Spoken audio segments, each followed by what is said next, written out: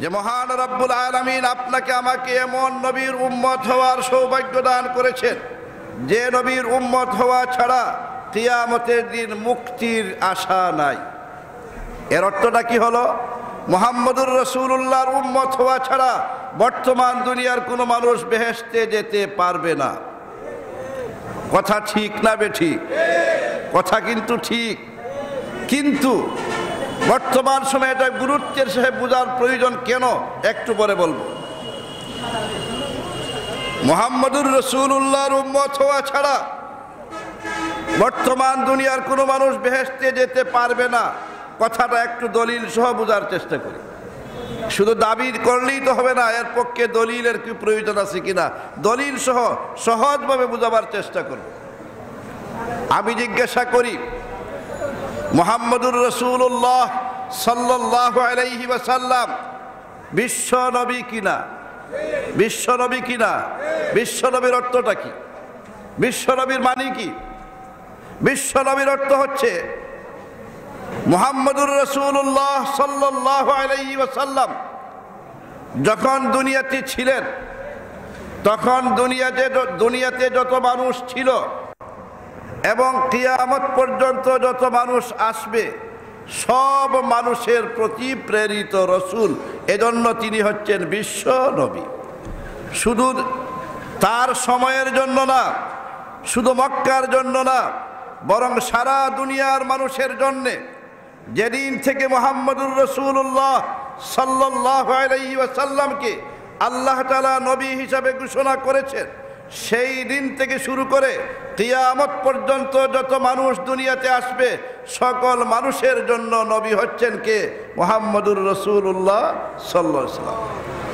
আল্লাহ বলতেছেন, কুল ইয়া আইয়ুহান নাস ইন্নী রাসূলুল্লাহি ইলাইকুম জামিআ।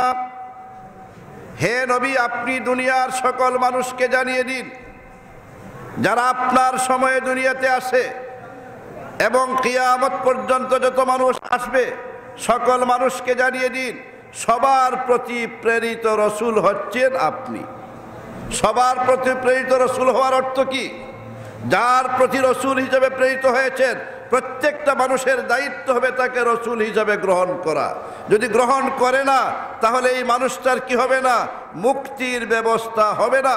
যেহেতু মুহাম্মদুর রাসূলুল্লাহ সাল্লাল্লাহু আলাইহি ওয়াসাল্লাম বিশ্ব নবী, তাই মুহাম্মদুর রাসূলুল্লাহ যেদিন থেকে নবী হয়ে গেছেন সেই দিন থেকে কিয়ামত পর্যন্তের জন্য, যেদিন থেকে মুহাম্মদুর রাসূলুল্লাহ সাল্লাল্লাহু আলাইহি ওয়াসাল্লামকে আল্লাহ তাআলা নবী হিসেবে ঘোষণা দিয়েছেন সেই দিন থেকে শুরু করে কিয়ামত পর্যন্তের জন্য যত মানুষ দুনিয়াতে আসবে সবার জন্য দায়িত্ব হলো মুহাম্মদুর রাসূলুল্লাহকে রসুল হিসেবে গ্রহণ করা। যদি গ্রহণ করে না তার মুক্তির ব্যবস্থা হবে মনে করেন? হবে না। কেন হবে না? যেহেতু তিনি বিশ্ব নবী। এজন্য আল্লাহ তাআলা কোরআনে পরিষ্কার বলে দিয়েছেন, মুহাম্মদুর রাসূলুল্লাহ সারা দুনিয়ার মানুষের জন্য রসুল। আমাদের অনেক বন্ধু, আমাদের মুসলমানদের মাঝে অনেক বন্ধু আছেন যারা না বুঝে অথবা খ্রিস্টানদের অপপ্রচারে বিভ্রান্ত হয়ে একটা কথা বলে ফেলেন যে মূসা আলাইহিস সালাম হচ্ছেন ইহুদিদের নবী, ঈসা আলাইহিস সালাম হচ্ছেন খ্রিস্টানদের নবী, আর মুহাম্মদুর রাসূলুল্লাহ হচ্ছেন মুসলমানদের নবী। এমন কথা বলে ফেলেন অনেকেই, বলেন কি না? কিন্তু আমি মনে করি এই কথাটা মুহাম্মদুর রাসূলুল্লাহর মানহানি ছাড়া আর কিচ্ছু হচ্ছে না। এতে করে মুহাম্মদুর রাসূলুল্লাহর মানহানি করা হচ্ছে।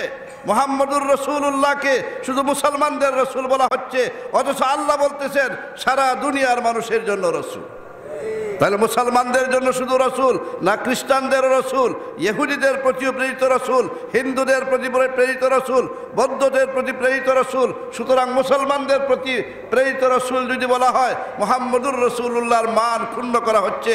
মুহাম্মদুর রাসূলুল্লাহ হচ্ছেন বিশ্ব নবী, সারা দুনিয়ার মানুষের জন্য রসুল। কথাটা বোঝাতে পারছি কিনা? আমি জিজ্ঞাসা করি, আল্লাহর কোনো বান্দা বেহেশতে যাওয়ার সুযোগ যদি পায়, এই মানুষটা আল্লাহর মায়ার বান্দা হওয়া ছাড়া কি কেউ বেহেশতে যেতে পারবে? আল্লাহর মায়ার বান্দা না হয়ে কি কেউ বেহেশতে যেতে পারবে? কি বলেন, যেতে পারবে? স্বাভাবিক যুক্তির কথা, আল্লাহর মায়ার বান্দা না হয়ে দুনিয়ার কোনো মানুষ বেহেশতে যেতে পারবে না।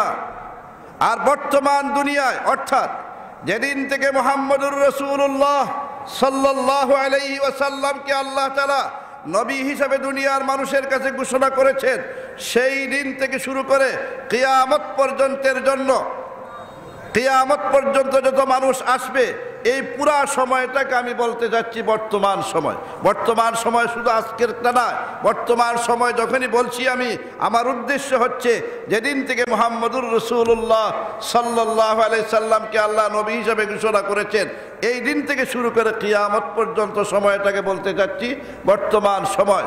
বর্তমান সময়ের কোনো মানুষ আল্লাহর মায়ার বান্দা হওয়ার কোনো সুযোগ নাই মুহাম্মদুর রাসূলুল্লাহ সাল্লাল্লাহু আলাইহি ওয়াসাল্লামের উম্মত হওয়া ছাড়া। আল্লাহ বলতেছেন,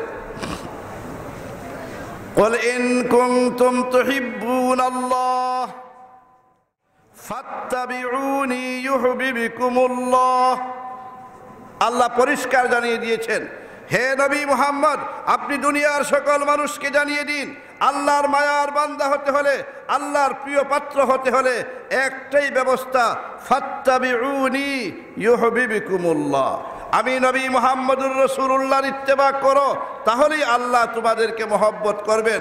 আল্লাহর মহব্বতের পাত্র হওয়ার একমাত্র ব্যবস্থা মুহাম্মদুর রাসূলুল্লাহর অনুসরণ, অনুকরণ। তাহলে উম্মত না হলে মহব্বতের পাত্র হওয়ার কোনো সুযোগ আছে? তাহলে বেহেশতে যাওয়ার কোনো সুযোগ আছে? অবশ্যই না। আরো একটু পরিষ্কার করে বলতে হয়, মুহাম্মদুর রাসূলুল্লাহ সাল্লাল্লাহু আলাইহি ওয়াসাল্লামকে আল্লাহ তাআলা যেদিন থেকে নবী হিসেবে ঘোষণা করেছেন, সেই দিন থেকেই আগেকার যত দিন, ধর্ম, যত শরীয়ত ছিল, সবগুলোর মেয়াদ সমাপ্ত হয়ে গেছে। সবগুলোর মেয়াদ কি হয়ে গেছে? সমাপ্ত হয়ে গেছে। মেয়াদ সমাপ্ত হয়ে যাওয়ার পর সেইগুলোর উপর আমল করলে কি চলবে? বল, চলবে? মেয়াদ সমাপ্ত হয়ে যাওয়ার পর আর এগুলা অচল হয়ে যায়, সচল থাকে না। এই কথা বলছি না। মূসা আলাইহিস সালামের শরীয়ত ভুল ছিল? অবশ্যই না, সঠিক ছিল। ঈসা আলাইহিস সালামের শরীয়ত সঠিক ছিল নিঃসন্দেহে, কিন্তু এগুলোর মেয়াদ শেষ হয়ে গেছে। মেয়াদ শেষ হয়ে যাওয়ার পর এগুলো আর সচল নয়, কি হয়ে গেছে? অচল হয়ে গেছে। অচল জিনিস চলে? কি বলে, অচল জিনিসের অনুসরণ করলে চলবে? চলবে না। ঔষধের লেবেলের মেয়াদ লেখা থাকে, থাকে কি না? এর মানে কি হচ্ছে, মেয়াদ উত্তীর্ণ হয়ে যাওয়ার পর এই ঔষধটা আর চলবে না। এইটা তো নয় যে ঔষধ ভুল ছিল। ভুল ছিল না, ঠিকই ছিল, মেয়াদ পর্যন্ত ঠিক ছিল, মেয়াদ শেষ, অচল হয়ে গেছে। অনুরূপভাবে মুহাম্মদুর রাসূলুল্লাহ সাল্লাল্লাহু আলাইহি ওয়াসাল্লামের আগমনের মাধ্যমে পূর্বেকার নবী রাসূলদের মাধ্যমে যত শরীয়ত দুনিয়াতে প্রবর্তিত হয়েছিল, সবগুলোর মেয়াদ সমাপ্ত হয়ে গেছে। এখন শুধু চলবে একমাত্র কার শরীয়ত? মুহাম্মদুর রাসূলুল্লাহ সাল্লাল্লাহু আলাইহি ওয়াসাল্লামের শরীয়ত। এজন্যই মুহাম্মদুর রাসূলুল্লাহ সাল্লাল্লাহু আলাইহি ওয়াসাল্লাম বলেছেন, লাউ কানা মূসা হাইয়ান লামা ওয়াসিআহু ইল্লা ইত্তিবাই। মূসাও যদি দুনিয়াতে থাকতেন, আমি নবী মুহাম্মদুর রাসূলুল্লাহর অনুসরণ ছাড়া কোনো উপায় তারও থাকতো না। কি বললেন মুহাম্মদুর রাসূলুল্লাহ? এজন্যই বলেছেন, আমি নবী হয়ে যাওয়ার পর, দুনিয়ার মানুষের কাছে নবী হিসাবে আল্লাহ আমাকে পাঠিয়ে দেওয়ার পর, আগেকার নবী রাসূলদের শরীয়ত মনসুখ হয়ে গেছে, রহিত হয়ে গেছে। এখন একমাত্র শরীয়ত চলবে কার? মুহাম্মদুর রাসূলুল্লাহ সাল্লাল্লাহু আলাইহি সাল্লামের শরীয়ত। সুতরাং মুহাম্মদুর রাসূলুল্লাহর উম্মত হওয়া ছাড়া কি মুক্তির কোনো ব্যবস্থা আছে? কি বলেন, কোনো ব্যবস্থা আছে? আপনারা, আমরা সবাই বিশ্বাস করি, আমরা মুমিন হিসাবে বিশ্বাস করি, ঈসা আলা নবিয়িনা আলাইহিস সালাম সম্পর্কে আপনার আমার বিশ্বাস আছে কিনা? তিনি জীবিত আছেন, এই বিশ্বাসটা আছে না নাই? কি বলেন, ঈসা আলাইহিস সালাম সম্পর্কে আপনাদের বিশ্বাস কি নাই? তিনি জীবিত আছেন? অবশ্যই এই বিশ্বাস থাকতে হবে, এই বিশ্বাস থাকতে হবে। ঈসা আলাইহিস সালাম জীবিত আছেন, এই বিশ্বাস অবশ্যই থাকতে হবে। ঈসা আলা নবিয়িনা আলাইহিস সালাম সম্পর্কে আপনারা কি মনে করেন জীবিত আছেন কিনা? এই বিশ্বাস তো সবার আছে। ঈসা আলাইহিস সালাম তো বলতেছিলাম, ঈসা আলা নবিয়িনা আলাইহিস সালাম এখনো জীবিত আছেন। এই বিশ্বাস আপনাদের আছে তো? থাকতে হবে। এই বিশ্বাস যদি আপনার আমার থাকে না, আমরা মুমিন থাকতে পারবো না। আমি অনেক সময় বলি, ঈসা আলাইহিস সালাম সম্পর্কে বর্তমান দুনিয়ায় 3 ধরনের বিশ্বাস আছে। কয় প্রকার বিশ্বাস? 3 প্রকার বিশ্বাস আছে। ঈসা আলাইহিস সালাম সম্পর্কে আমরা মুসলমান হিসেবে বিশ্বাস করি, ঈসা আলাইহিস সালামকে আল্লাহ তাআলা সশরীরে আকাশে জীবিত অবস্থায় উঠিয়ে নিয়ে গেছেন, এখনো জীবিত আছেন। কিয়ামতের সময় যখন গনিয়ে আসবে, আবার দুনিয়াতে আসবেন, দুনিয়াতে মৃত্যুবরণ করবেন, দুনিয়াতেই তাকে দাফন করা হবে। এই বিশ্বাস আমাদের। খ্রিস্টানদের বিশ্বাস, খ্রিস্টান জাতি মনে করে ঈসা আলাইহিস সালামকে ইহুদিরা ফাঁসি কাস্টে ঝুলিয়ে হত্যা করে ফেলেছে। এই বিশ্বাসটা সঠিক না ভ্রান্ত? ভ্রান্ত বিশ্বাস। ঈসা আলা নবিয়িনা আলাইহিস সালাম সম্পর্কে বিশ্বাস হইল যে ঈসা তাদের বিশ্বাস ঈসাকে তারা হত্যা করে ফেলেছে। এই বিশ্বাসটা সঠিক না বেঠিক? ভ্রান্ত বিশ্বাস। আল্লাহ বলতেছেন, ওয়ামা কাতালুহু ওয়ামা সালাবুহু ওয়ালাকিন শুব্বিহা লাহুম। আরেকটা বিশ্বাস আছে আমাদের দেশের একদল মানুষের। এজন্য বলছি, আমাদের দেশের একদল মানুষ যারা গোলাম আহমদ কাদিয়ানীর অনুসারী, তারা বিশ্বাস করে ঈসা আলাইহিস সালামকে তারা হত্যা করতে পারেনি, কিন্তু জীবিত অবস্থায় আকাশে উঠিয়ে নিয়ে গেছেন। কথাটা ঠিক না। বরং তারা মনে করে ঈসা আলাইহিস সালাম দুনিয়াতেই মৃত্যুবরণ করেছেন। জেরুজালেম থেকে হিজরত করে কাশ্মীরে চলে এসেছিলেন এবং কাশ্মীরের শ্রীনগরে 120 বছর বয়সে মারা গেছেন। আপনারা কি মনে করেন এই কি বিশ্বাসটা ঠিক? ঠিক না। বিশ্বাস হচ্ছে এইটাই, ঈসা আলাইহিস সালাম সশরীরে আকাশে উঠিয়ে নিয়ে গেছেন, এখনো ঈসা আলাইহিস সালাম জীবিত আছেন। আছেন কিনা? সেই ঈসা আলাইহিস সালাম দুনিয়াতে যখন আসবেন, তখন তিনি কি করবেন? মুহাম্মদুর রাসূলুল্লাহ সাল্লাল্লাহু আলাইহি সাল্লামের উম্মত হিসাবে জীবন যাপন করবেন। কেন?